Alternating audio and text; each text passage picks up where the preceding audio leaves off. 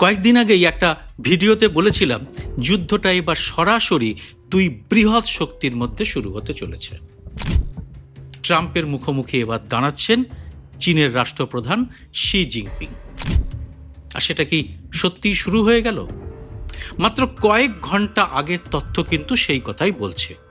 শুরু হয়ে গেছে চীনের প্রতিশোধের নীরব অ্যাকশন।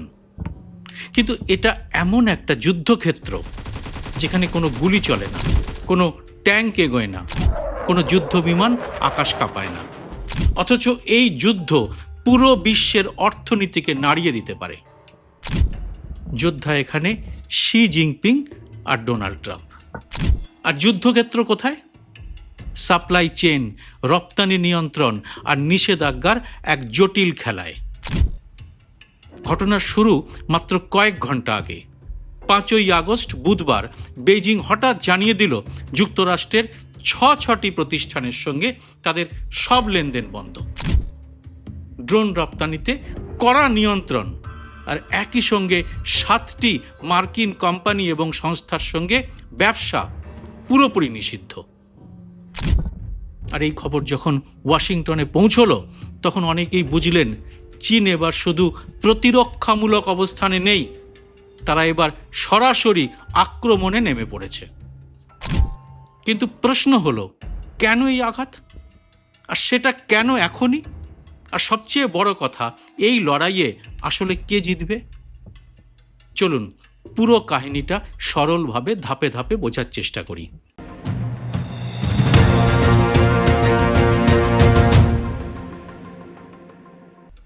নমস্কার, সবাইকে স্বাগত। আমি সুব্রত বসু। মে মাসের কথা মনে আছে?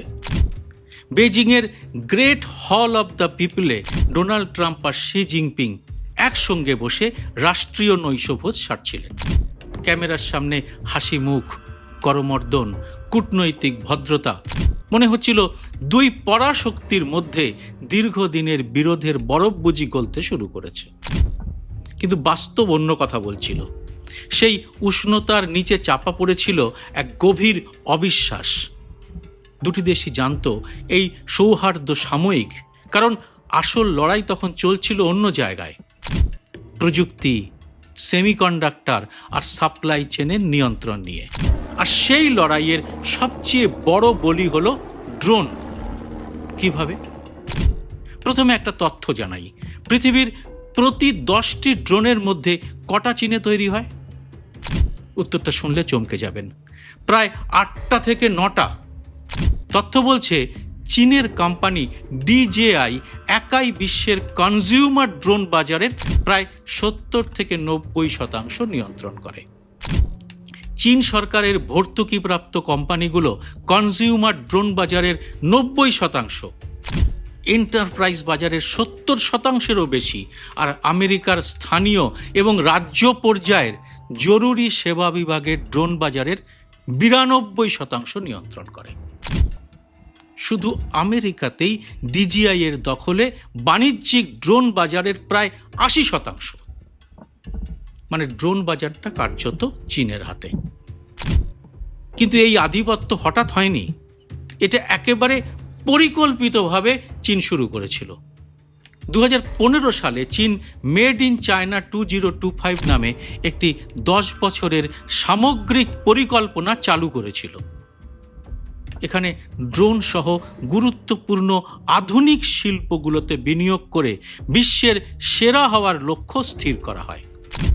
10 বছর ধরে ধারাবাহিক বিনিয়োগ, রাষ্ট্রীয় সহায়তা এবং সস্তা উৎপাদন খরচ, এই তিনের মিশ্রণে চীন গড়ে তুলেছে ড্রোন বাজারের এক অপ্রতিরোধ্য সাম্রাজ্য।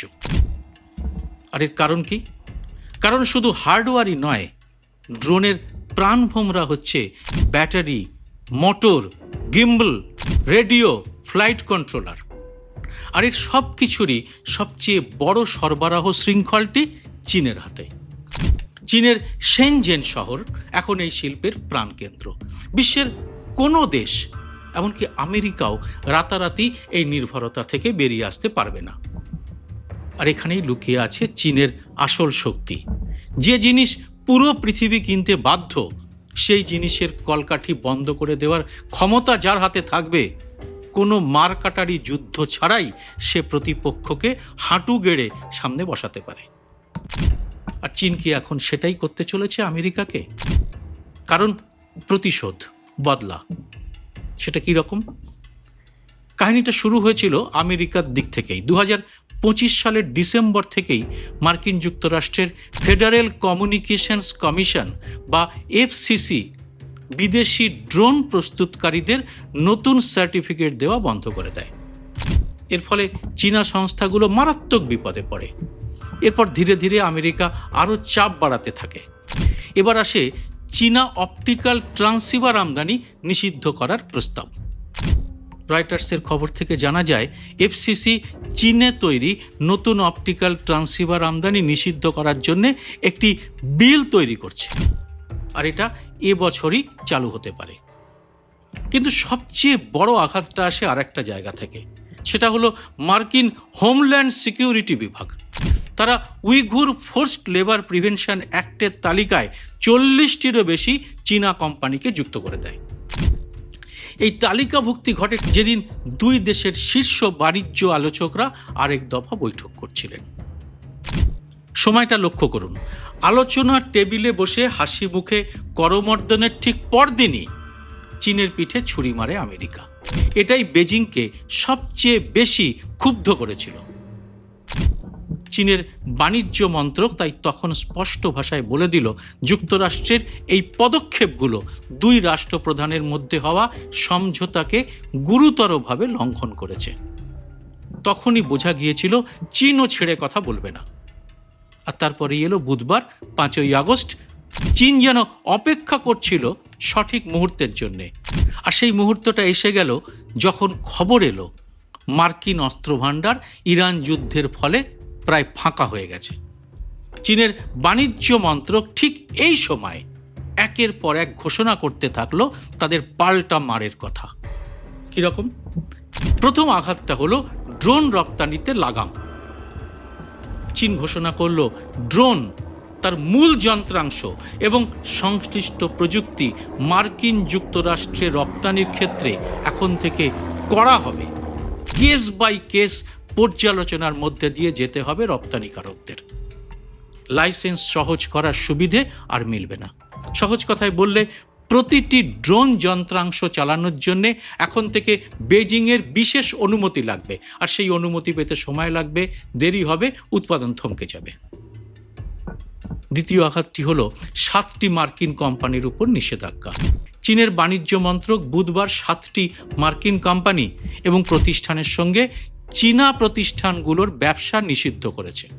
এর মধ্যে এমন কিছু প্রতিষ্ঠানও আছে যারা ওয়াশিংটনের নিষেধাজ্ঞা কার্যকর করতে সহায়তা করেছিল বলে অভিযোগ। এই পদক্ষেপ মার্কিন ব্যবসার উপরে গুরুত্বপূর্ণ প্রভাব ফেলতে পারে বলে বিশেষজ্ঞরা মনে করছেন। তৃতীয় আঘাতটি হলো 6টি প্রতিষ্ঠানের সঙ্গে লেনদেন বন্ধ। এটাই চীনের সবচেয়ে কড়া পদক্ষেপ। সরাসরি সব বাণিজ্যিক সম্পর্ক ছিন্ন। এই পুরো প্যাকেজটা নিয়ে কি বলছেন বিশেষজ্ঞরা? তাদের মত, এটা নিছক প্রতীকী প্রতিবাদ নয়, গত অক্টোবরের বাণিজ্য যুদ্ধবিরতির পর থেকে চীনের নেওয়া সবচেয়ে বড় পাল্টা পদক্ষেপ এটা। তবে পাল্টা আঘাত দিলেও বেইজিং পুরোপুরি সম্পর্ক ভাঙতে চায়নি। চীন একদিকে ড্রোন উৎপাদনে নিজেদের আধিপত্য কাজে লাগিয়ে আমেরিকার প্রযুক্তি এবং বাণিজ্য নিষেধাজ্ঞার জবাব দিয়েছে কড়াভাবে। অন্যদিকে সংকেত দিয়ে রেখেছে যে আমেরিকা তাদের সিদ্ধান্ত পাল্টালে তারাও এই সিদ্ধান্ত নিয়ে ভাববে। এটাই কূটনীতির আসল খেলা। মানে পাল্টা আঘাত করো, কিন্তু নতজানু হয়ে ক্ষমা চাইলে দরজা বন্ধ করে দিও না। এখানে একটা প্রশ্ন স্বাভাবিকভাবেই আসে, চীন যদি এতটাই ক্ষুব্ধ তাহলে সম্পূর্ণ বাণিজ্য বন্ধ করে দিচ্ছে না কেন? এর উত্তরটা আসলে লুকিয়ে আছে সেপ্টেম্বর মাসের সফরে। আগামী মাসে শি জিনপিংয়ের যুক্তরাষ্ট্র সফরের কথা। এই সফরের দিকে তাকিয়ে এখন দুই দেশের কূটনীতিকরা। বিশ্লেষকদের অনেকের মতে এই পুরো নাটকটা আসলে সফরের আগে দর কষাকষির একটা কৌশল। আমেরিকা নতজানু হলেই চীন তাদের লাভের কড়ি বুঝে নেবে কড়ায় গণ্ডায়। এটাই হলো টাইমিং। এখানেই আসল প্রশ্ন, চীনের এই আঘাত আমেরিকাকে সত্যি কতটা কাবু করতে পারবে? উত্তরটা বোঝার জন্য একটা ঘটনা মনে করা যাক। 2024 সালে তাইওয়ানের সঙ্গে সহযোগিতার শাস্তি হিসেবে বেজিং মার্কিন ড্রোন কোম্পানি স্কাইডিওর কাছে ব্যাটারি রপ্তানি বন্ধ করে দিয়েছিল। এতে ভয়ঙ্কর বিপদে পড়ে যায় ওই কোম্পানিটি। মানে চীন চাইলে যে কোনো মুহূর্তে আমেরিকার প্রতিরক্ষা এবং বাণিজ্যিক সরবরাহ শৃঙ্খলকে একেবারে স্তব্ধ করে দিতে পারে। আর তারা চাইলে পশ্চিমী বিশ্বের ড্রোন উৎপাদনকে মারাত্মক ক্ষতির মুখে ফেলতে পারে। আমেরিকা এই বিপদ বুঝতে পেরে এখন নিজস্ব উৎপাদন বাড়ানোর চেষ্টা করছে, কিন্তু বাস্তবে সেটা খুবই কঠিন, কারণ চীনের উপর এই নির্ভরতা রাতারাতি ভাঙা সম্ভব নয়। আমেরিকায় তৈরি ড্রোনগুলো এখনও দামে অনেক বেশি, প্রযুক্তিগত নানা ত্রুটিতে ভরা, আর এগুলো মেরামত করাও খুবই কঠিন। আরও বিস্ময়কর তথ্য হলো, শুধু ড্রোনই নয়, লিথিয়াম আয়ন ব্যাটারির মতো গুরুত্বপূর্ণ যন্ত্রাংশ উৎপাদনেও চীনের সিএটিএল কোম্পানি বিশ্বের বৃহত্তম। এই কোম্পানির ক্ষমতার ধারে কাছেও কেউ নেই। অর্থাৎ ড্রোনের শরীরটাই শুধু চীনা নয়, তার ভেতরের হৃৎপিণ্ডটাও চীনা। এই একচেটিয়া নির্ভরতাই ওয়াশিংটনের সবচেয়ে বড় দুর্বলতা। প্রতিরক্ষা বিশ্লেষকরা একে বলছেন একাবিংশ শতাব্দীর নতুন তেল বা জ্বালানি। যার কাছে এই তেল বা জ্বালানির ভাণ্ডার আছে, তার হাতেই যুদ্ধ আর শান্তির চাবিকাঠি থাকে। আগামী দিনে বিশ্ব তাই চীনের হাতের মুঠোয় চলে যাচ্ছে। কীরকম সেটা জানলে স্তম্ভিত হতে হবে। এই ড্রোন লড়াই আসলে অনেক বড় ছবির একটা টুকরো মাত্র। আমেরিকা দেরিতে হলেও চীনের চালটা বুঝতে পেরেছে, তাই তারা চীনকে উন্নত সরবরাহ শৃঙ্খল থেকে সরিয়ে দেওয়ার জন্য একের পর এক রপ্তানি নিয়ন্ত্রণ ব্যবস্থা চালু করেছিল। এর মধ্যে রয়েছে কৃত্রিম বুদ্ধিমত্তার ডেটা সেন্টারের যন্ত্রাংশ, রোবট এবং সৌর ও সেমিকন্ডাক্টর উপকরণ। আর চীনও ঠিক একই খেলা খেলছে, শুধু নিজের হাতিয়ার দিয়ে। এতদিন পর্যন্ত আমেরিকায় ছিল রপ্তানি নিয়ন্ত্রণের গুরু, সারা বিশ্ব তারা নিয়ন্ত্রণ করত। সেমিকন্ডাক্টর চিপ প্রযুক্তি নিয়ে চীনকে চেপে ধরার খেলায় ওয়াশিংটনই ছিল আক্রমণকারী। কিন্তু এখন ভূমিকা বদলে যাচ্ছে। বিশ্লেষকদের মতে চীন এখন ওয়াশিংটনেরই কৌশল নকল করে চীনা প্রযুক্তির রপ্তানি আমেরিকা থেকে সরিয়ে ট্রাম্পকে চাপে ফেলে দিয়েছে। মানে শিকারী এখন নিজেই শিকারে পরিণত হচ্ছে। আশ্চর্যের বিষয় হলো, এই একই সপ্তাহে বিশ্বের আরেক প্রান্তেও উত্তেজনার পারদ চড়ছে। ইয়েমেনে হুতি বাহিনীর হামলায় সরকারি বাহিনীর বহু সেনা নিহত হয়েছে। হরমুজ প্রণালী নিয়ে ইরান ওমান আলোচনা এখনও ঝুলে আছে। মধ্যপ্রাচ্যে মার্কিন সামরিক শক্তির মজুদ নিয়েও প্রশ্ন উঠেছে। সব মিলিয়ে একটা স্পষ্ট চিত্র ফুটে উঠছে, আমেরিকা একই সঙ্গে একাধিক ফ্রন্টে চাপের মধ্যে রয়েছে। একদিকে মধ্যপ্রাচ্যে সামরিক শক্তি ক্ষয় হচ্ছে, অন্যদিকে প্রযুক্তি এবং বাণিজ্য যুদ্ধে চীনের কাছে পাল্টা আঘাত খাচ্ছে। এই পুরো ঘটনা থেকে একটা বিষয় স্পষ্ট, চীন আমেরিকা যুদ্ধ আর কামান বন্দুকের যুদ্ধ নয়, এটা সাপ্লাই চেনের যুদ্ধ। যার হাতে কাঁচামাল, যার হাতে যন্ত্রাংশ, যার হাতে উৎপাদনের ক্ষমতা, গোলাবারুদ ছাড়াই সে প্রতিপক্ষকে নতজানু করতে পারে। মানে ট্রাম্প যদি হন বুনোল, তবে শি জিনপিং হলেন বাঘা তেঁতুল। ট্রাম্প কি পারবেন আগামী সেপ্টেম্বরে এই বাঘা তেঁতুলকে বাগে আনতে? নাকি যে যুদ্ধ শুরু করেছিলেন তিনি তা সত্যিই শেষ করবে চীন? উত্তর দেবেন আপনারা কমেন্ট বক্সে। জয় হিন্দ, সত্যমেব জয়তে। স্বাধীন সাংবাদিকতার পাশে দাঁড়াতে এবং আমার প্রতিটি ভিডিও সবার আগে পেতে মাসে মাত্র 59 টাকা দিয়ে চ্যানেলের মেম্বারশিপ নিতে পারেন। চ্যানেলটি খুলে জয়েন শব্দটিতে ক্লিক করে যে কোনো দেশ থেকেই খুব সহজেই এ কাজ করা যায়। চ্যানেলটি ভালো না লাগলে সহজে মেম্বারশিপ ছেড়েও দিতে পারবেন। যারা এর মধ্যেই মেম্বারশিপ নিয়েছেন তাদের অনেক অনেক ধন্যবাদ। আপনাদের জন্য আলাদা করে ভিডিও তৈরির কাজও খুব শীঘ্রই শুরু করা হবে।